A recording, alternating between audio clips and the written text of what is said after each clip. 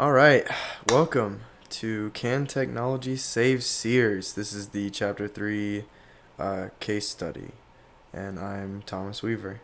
So, with that, we can go ahead and get started. So, a little case introduction. Sears used to be the largest retailer in the United States, accounting for 1 to 2% of the United States gross national product. That was about 40 years or so after World War II.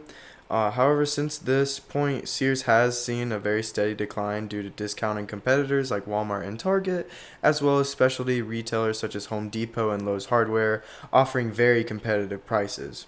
Even with the 2005 merger with Kmart, Sears is still struggling to stay afloat.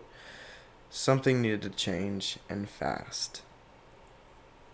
So, a little background on the Sears upgrades that they partook in. So, in 1993, under Arthur Martinez, Sears embarks on a $4 billion store renovation program in an attempt to make stores more efficient, attractive, and convenient by bringing all transactions closer to the sales floor and centralizing general offices, cashiers, customer services, and credit functions. They also implemented point of sale terminals, allowing staff to issue new credit cards. POS, point of sale devices provided into info such as the status of orders and availability of products, allowing associates to order out of stock items from the sales floor. Some stores installed ATMs to give customers cash advances against their Sears credit cards, and Sears would later move even their suppliers to an electronic ordering system. Sears was among the first major retailers to change the way it sold based on shifting consumer habits. These programs led to the implementation of buy online, pick up in store in 2001. So next we have your Shop Your Way rewards. This was a customer loyalty program that promised customers generous free deals for repeat purchases upon agreeing to release personal shopping data to Sears only for business purposes and data analysis. This data obtained changed how the sales floors were arranged and the promotions designed to attract customers. They also noticed a little thing with Valentine's Day, so they came up with the Valentine's Day offer. This was data analysis that found the same men buying tools were the ones buying jewelry as well, thus spawning the Valentine's Day offer that promised $100 in store credit for every $400 spent on jewelry. So here's how they updated their old models. They had data management technology upgrades. Sears' new data management technology really set the bar. Before the upgrade, it would have taken Sears 6 weeks to analyze marketing campaigns for loyalty club members. And after integration of these new technologies, this same process could be run weekly with their new technology known as Hadoop. The old models could use only 10% of the available data, yet the new models could now process all 100%. So they did have improved services and products as well. So in terms of services, new services surfaced, such as in-vehicle pickup and return, and this service offered the ability to order products online and guaranteed to have them delivered to your car within 5 minutes of your arrival at the store. This service also gave the option of 5-minute returns as well. Also, piloting radio frequency ID tags in stores. These systems could implement digital signs and radio tags on inventory that could bring 5 million, maybe even more, in savings and increase sales.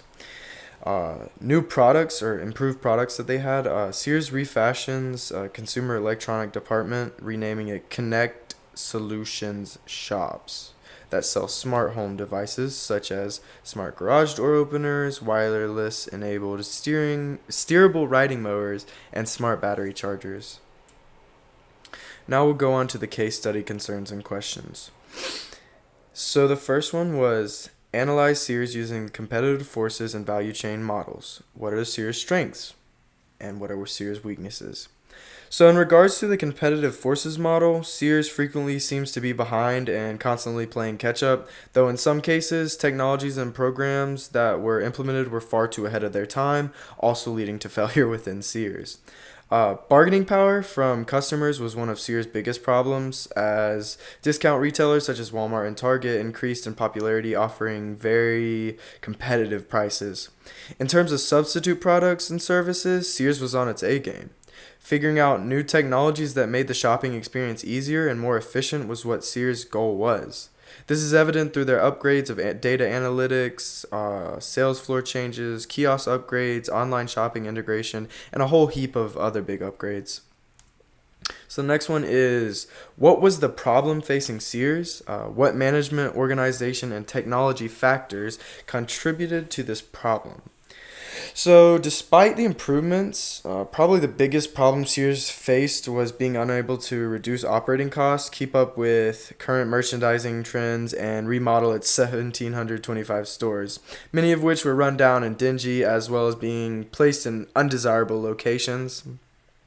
I believe that the reason Sears has had such trouble escaping this pit is because of the management structure, with implementation of technological upgrades being the primary focus for monetary use as a means to save the drowning company.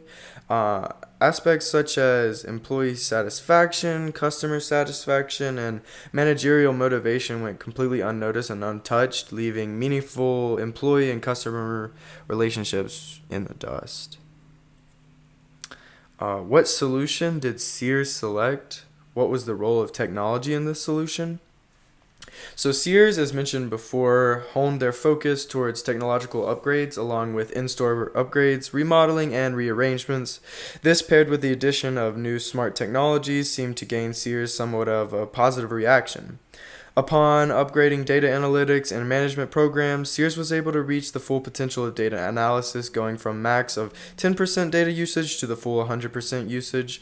This changed the way Sears chose to set promotions and deals for customers, improving customer satisfaction. And the implementation of online shopping programs has benefited Sears. With customers being able to order what they need online and have it delivered to their car, shopping at Sears couldn't be much easier.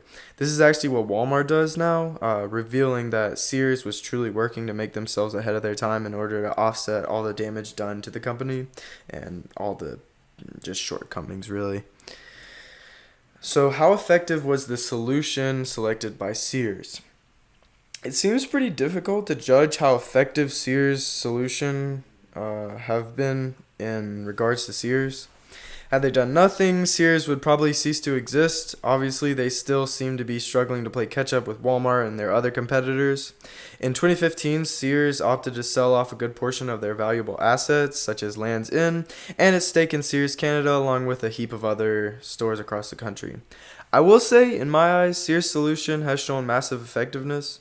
Even as a kid that went to stores with my parents all the time, I can confidently say that Sears was a very rare occasion.